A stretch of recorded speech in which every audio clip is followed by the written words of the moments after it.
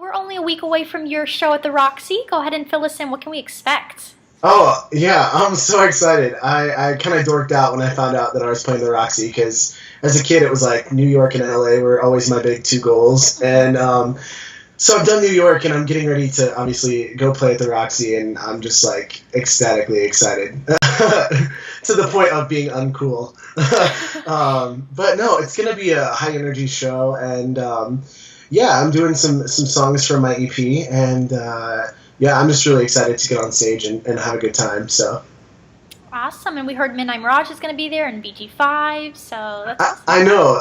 I'm friends with Tyler from Midnight Mirage, and BG5, I think they're so talented. Like, they have great pop stuff, so I'm really excited to see them live. Mm-hmm. Absolutely. Looking forward to it. And go ahead and tell us, what have you been up to musically lately? What can we expect? Well, actually, right after the show, on Monday night at the Roxy, I am actually heading back in the studio to start working on my new album. So it's going to be a busy week while I'm in LA. But I'm so excited because it's been a couple years since people have heard new music from me. Well, a couple years since I recorded. I guess maybe not that long since people have heard stuff, but because I've been playing live and whatnot. But I'm just excited to get this new material out and get some new music done. So. Well, yeah, we're excited too. We can't wait to hear it. Yeah, thank you. So go ahead and tell us. You were last night also a judge for ABC's karaoke battle. Tell us about that. Yeah, it's kind of funny how all that came about. Like, it actually started like 3 years ago, before the show was even pitched or anything. I got a call from my agent, and they wanted me to judge this karaoke contest, and they were like, "Oh, it's one night, and you'll love it. Like, are you interested?" And I was like, yeah, of course. Like, that's right up my alley. Like, I love music, and I don't know. It's always cool when you can do that live, even if it's karaoke. And so yeah, I ended up doing that. And this production company that I worked for, I've done a few things with them. And then they were like, hey, we want you to be a judge for the auditions for Karaoke Battle USA. And I was like, well, that's awesome. So we've had 2 rounds of auditions. And the winner last night, who made it through to the next round, is actually amazing. Like, I hope he makes it all the way through because he's incredible. I was really surprised. So it'll be fun. That's awesome, and an awesome opportunity right there. That's so neat. Oh, yeah, it's cool. It's kind of cool because I feel like usually I'm on the other side of things where people are judging me. So it's kind of cool to feel like, oh, thank goodness I can relax. Yeah. What were you kind of looking for? Anything in particular? Or what? Well, I mean, for me, like, I'm a big, like, entertainment value is obviously important, especially because you're going to be on TV, so you have to be charismatic. But I think more so, it is a vocal competition, so the tone of your voice is a big deal breaker for me. Like, I don't know, but the winner last night, I don't know if I can say who won, but he had such a great, like, raw emotional tone, and you could tell when he was singing he was really telling a story, and I think that's what music's about. So I was a big fan of his. Oh, great, yeah. And then go ahead and tell us, what TV shows do you find yourself watching nowadays? Oh man, well, The Voice is a big one. I'm a big fan of The Voice. I'm such like a reality TV nerd. Oh, you are? I watch a lot of a show called Juliana and Bill, Juliana Rancic and Bill Rancic. He's from The Apprentice, but I think it's cool because they're such like a great example of how a married couple should be, and I don't know, it's kind of cool to hear their story since they're they're in the business but also juggling all these other projects. So it's kind of a different, less dramatic look into the lives of people in the business. So I kind of like that. And then I'm a sucker for like all the home renovating shows. Oh. I don't know. I'm a big nerd. I know, we watched the same exact shows, actually. I was going to tell you, reality shows, all of those. So yeah. Yeah, I don't know why. I think I just, I'm ready to own my own house and kind of, start from scratch and build it. So I'm a big, like, tech and gadget nerd and all of that. So well, nice. Yeah, if you watch some of the the home renovating shows, you can watch them for hours and hours, and you just pick up great ideas. I know, and then you're either really excited or you're like, oh, I really hate my apartment, or I really hate my house. Yeah. You either want to like destroy everything or like go buy something immediately. So it's kind of fun. But the funny part is they make it look so easy. It's like, oh, I can do this. And then you go and build something and it's like, no, I can't. I know, and you're like, I could totally, it only took them an hour, Yeah. you know? Because Exactly. everything's edited, obviously, so I don't know. Right. It's pretty... So, and then go ahead and tell us, were you on One Tree Hill? Yeah, that was like my first thing right out of high school. I signed with an agency and they were just not pushing me at all. They weren't like getting any opportunities for me, and I was so bummed out. And so I kind of took it upon myself to send out a bunch of stuff to like casting directors, and I got a call and went out and did some background work and just kind of I think I did 4 episodes over the course of 2 years. So yeah, just like minor stuff, but it was such a cool experience to be a part of the show, like especially being like my first real project. So it's been a long time. Yeah, One Tree Hill, though, is like an awesome show to be on, though. I mean, to say that, that's pretty neat. Yeah, it was cool because I watched it before. I watched the first couple of seasons before I went out and did it, and then yeah, it was very cool actually, just to be a part of something that I kind of known the back history of, and because a lot of the times I work with people and I don't necessarily know the backstory behind it all, but One Tree Hill was cool. Yeah, for yeah. sure. Any show in particular you want to kind of be on? Anything that catches your eye? Oh, as far as TV? Yeah. Wow. Man, that's a good question. I hadn't really thought about that. It's kind of funny because I've been so focused on my music lately. Gosh. I don't know. I think it'd be interesting to audition for like one of the reality shows, like the reality music shows, just because I've never been able to do that. So, I don't know. I think maybe something like The Voice or Idol or something like that would be fun. Yeah, I was going to ask you if something like that would be kind of down your alley, if you would like doing that. Yeah, I mean, any opportunity you have to showcase yourself or to perform. It's not even really about showcasing. I just want to perform, any opportunity I have to do that and be on stage. I'm a big fan of, obviously, so I think it'd be a blast. Oh, yeah, absolutely. And kind of fill us in, how did you get started singing and performing and doing all this? Well, performing, I'd kind of grown up on stage at church doing Christmas musicals, and it was always, it was kind of expected, just because everybody else did it, and I was like, I don't want to be the only one not doing it. Wow. And then I really fell in love with it, and I don't know, I didn't really start singing until my junior year of high school, and I didn't want to do choir either, actually. The choir teacher came and I was doing drama, and I just finished doing a musical, and she was like, we really need guys to be in choir. And I was like, I don't sing. I don't even want to do this. And the day I auditioned for a show choir, I actually had laryngitis, and I sang Happy Birthday and sounded like I was going through puberty. Oh, my goodness. But she needed guys, so she put me in, and I did that for my junior and senior year. And then after high school, I kind of always wanted to do music, but still didn't really feel confident in my voice. And like 3 or 4 years ago, I went out to LA and had an opportunity to record a song and really caught the bug and fell in love with it and realized quickly that I wanted to write my own stuff and kind of go from there. So it kind of snowballed out of all of that, I guess. Well, kind of meant to be, right? I mean, I'd like to think so. I feel like I'm the most happy and most fulfilled doing music, and I feel like, I don't know, it's been a long time coming, but I finally feel really excited about what I'm doing. So Well, that's it's a great. good thing. Any advice to any like future singers out there, kind of like pursuing it? Anything? Make sure you're doing it for you, and make sure you surround yourself with great people, because there are some people that are pretty slimy and are kind of out to kill your dream. And everyone's going to have an opinion. So as long as you're happy, that's what matters. Because you could be perfect and people are going to hate you. So, just roll with the punches and make sure you're enjoying yourself and doing it for you. And that's, if you have all that, I think you'll be fine. Great advice. Yeah, never give up, right? Even like you said, one bad comment or whatever, never give up. Oh, yeah, no, of course. People have said everything in the book about me, so I'm still going. Yeah. Don't let them stop you. No.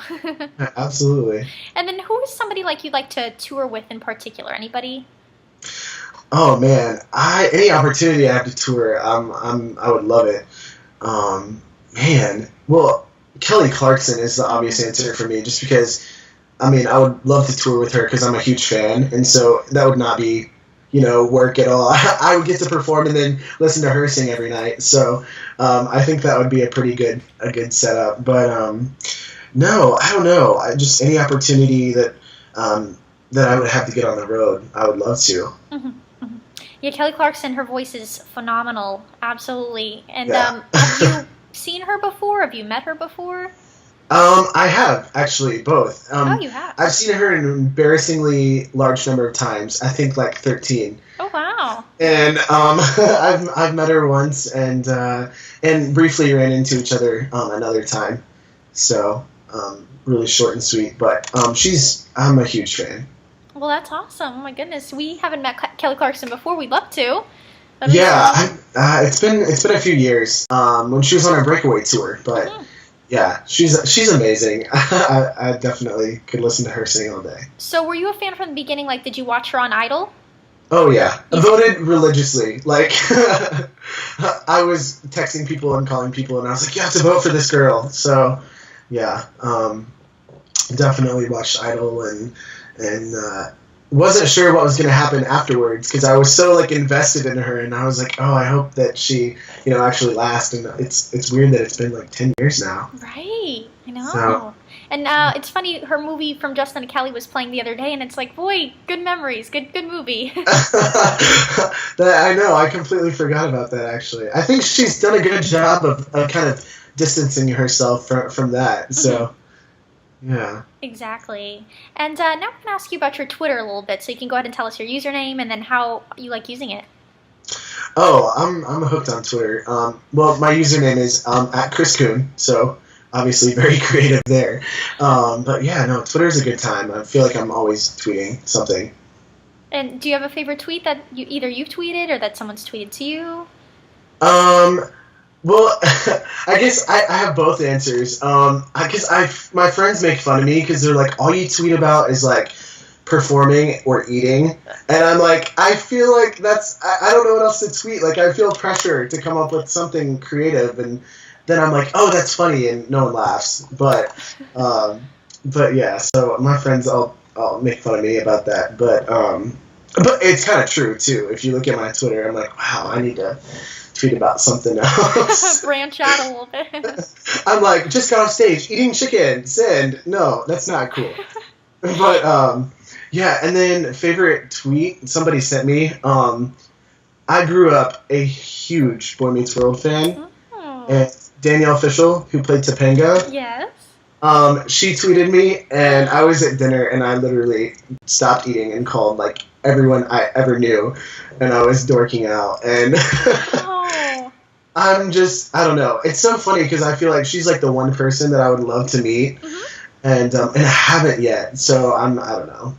Wow. Well, maybe when I'm in LA next week, somebody could hook that up or something. I don't know. What did she tell you, or what did you say that you got a response? I was actually at a Mexican restaurant the day before her birthday. This is so embarrassing. I can't believe I'm telling you this story. No, we want to hear this. I tweeted that I was celebrating Cinco de Mayo a day early so that I could dedicate May 5th to her birthday. Oh. Instead, it's May 5th is Cinco de Mayo. And I just thought it was funny and stupid, and I was like, I'm going to send this to her. And she actually tweeted me back, and so, I don't know. Wow, but you got her attention, though. Yeah, I know. Well, first step, Yeah. Yeah, And did you see Ben Savage is actually having, like, quite a few fans now on Twitter? Did you see him on there? He's funny. Like, yeah. He's funny on Twitter, for sure. I'm sure he's funny in person, too, but some of the stuff he tweets, I'm just like, I shake my head and laugh, because I'm just, like, cracking up. Yeah. But, yeah. He's funny. Absolutely. Well, Boy Meets World is great. Absolutely. Oh, classic. Yeah. So good, so good. And then we actually have a couple get-to-know-you questions. So first off, I'm going to ask you, I don't know if Topanga from Boy Meets World is going to be your celebrity crush, but we're going to ask your celebrity crush. Oh, yes. Yeah. She's like, since I was a little kid, celebrity crush. Absolutely. Okay, so that's a given. That's a given, and hopefully you meet her, and we're all good. Yeah, I'm crossing my fingers. We'll see. Okay, and then go ahead and tell us your favorite fast food restaurant. Ooh, I'm a big Sonic fan, actually. But I never get it unless I'm in the South. But, yeah, I love Sonic. Ooh, That's probably my favorite. What do you get to eat there? It's called a blue coconut cream slush. It's kind of like part slushy, part ice cream. Mm-hmm. And it's always awesome. And then, I don't know, just like a Sonic burger. I'm usually I don't eat a lot of red meat, but I love, I have to get a burger when I'm at Sonic. Oh, yeah. I don't know why. It's just better, I guess. That sounds so good. And we ask everybody, are you a fan of Chick-fil-A? Oh, definitely. Love Chick-fil-A. Yeah. Good choice, good choice. Absolutely. And then go ahead and tell us you have a prized possession or something you can't live without. Oh, wow. Prized possession. Man, I don't know. That's a great question. I mean, I feel like right now my answer would be my phone, just because I stay in. That's how I keep in touch with my friends and my family, and like when I'm away, or even when I'm home. You know, it's just so easy to keep in touch with my friends who aren't here. So I think that would be a big one for me. Good one, good one. And then go ahead and tell us something we may not know about you. I shattered my teeth out when I was a freshman in high school. You're kidding. So, yeah, no, these teeth, my two front teeth, I hit my mouth on a metal bar. And my parents were on vacation. Uh-huh. And I was staying with my grandparents. And I had to call them and tell them that I had shattered out my teeth. Wow, what a story. Yeah, so that's a random fact, I guess. Oh, see, we didn't know that. Shocker there. Yeah. Didn't know that. Yeah. Interesting. Not a very good story, but definitely, yeah. No. Interesting. But I have teeth now, so I like that. Yes, right. Smile. Show those pearly whites. Absolutely. What's funny, though, is like, until I was 18, they just had like temporary caps, and because they said they couldn't give me like permanent caps until my nerves had developed when I was 18, and so my the glue that they had put the caps in with actually would glow under black light. Oh my goodness. So yeah, we play. I found that out one day playing laser tag as well. Wow. So I smile. Yeah. It's like, what's going on here? I know. I'm talking random stories, but yeah, that's crazy. I would be the one to bust out my teeth. That's I don't know.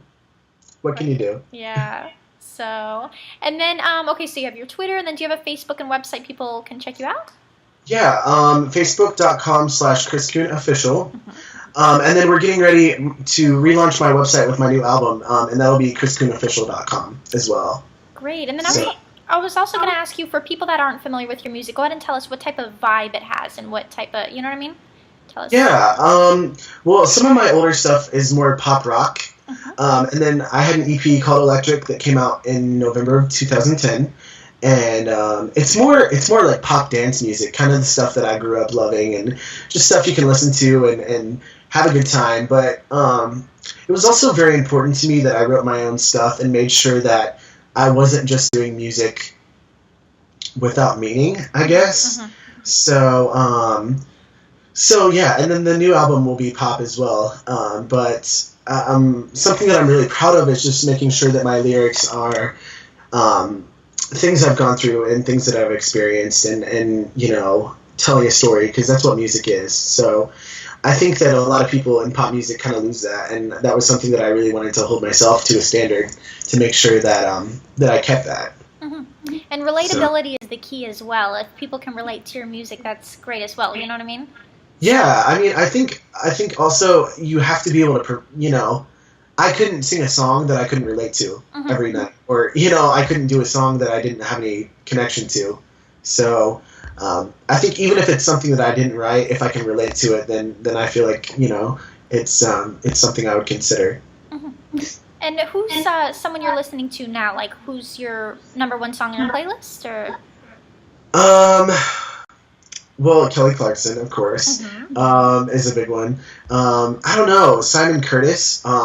He actually we had the same producer, and so I love his stuff just because I think it's digital and innovative, and but I think he's also got the talent. You know, it's not just produced.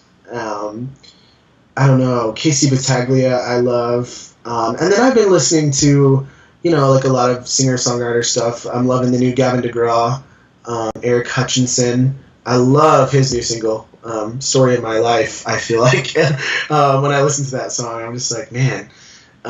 So yeah, I'm kind of all over the place musically, but I'm just a music junkie, so. So pretty much anything and everything you listen to? Like a lot of stuff, variety?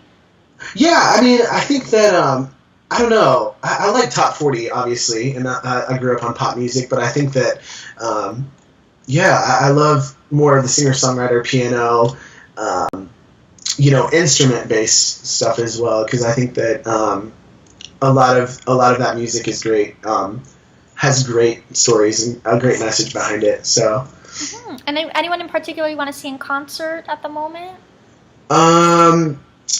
Man, you know what? I actually was watching a video the other day of Midnight Red and Carly Rae Jepsen at City Walk, and I was so bummed that I was not at that show because I think the energy that they had on stage was infectious. Like, even watching through YouTube, I was like, man, they've got something going on. So I was rocking out to both of them the other day, actually.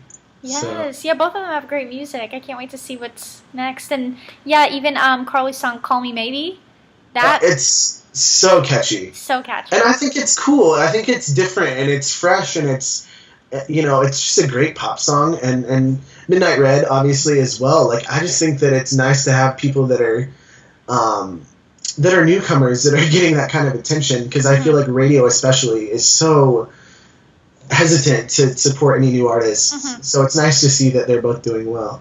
Yeah, I was going to ask you your thoughts on like boy bands like Midnight Red, and then One Direction's kind of made such a huge impact. What do you have to say about boy bands? Anything? I mean, I think it's cool. Like, the more the merrier. I think that's a lot of the problem with today's music is I feel like growing up on the radio, there was a lot of new artists and a lot of variety, and now I feel like, nothing against, Katy Perry and Gaga and Taylor Swift, but I feel like the radio is so saturated with the same artists that it's especially difficult for new artists to get any sort of support at all because, it's so, formulaic, and there's such a, formulated playlist, and I think radio is really scared to take chances on new artists, and I kind of think that's embarrassing for them.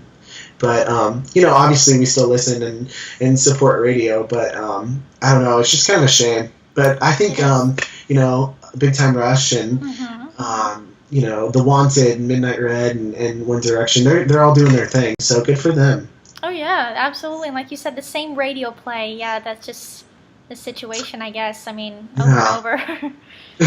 It's a bummer, because I feel like people want to hear new music, and it's just, they're forced to find it elsewhere. So I don't know, maybe it'll open up some new doors for people, but it's definitely tough. So I hope they all do, very well, and I'm sure they're going to have great careers. They already have, already, but I hope that, things continue to go well for all of them. Yeah, like we said, I mean, we listen to the radio and all, but we kind of, like, even go on Pandora sometimes to kind of, like, hear new music or kind of search on YouTube. I mean, like you said, I mean, if those doors are open, more artists, everybody wants to hear new music, so.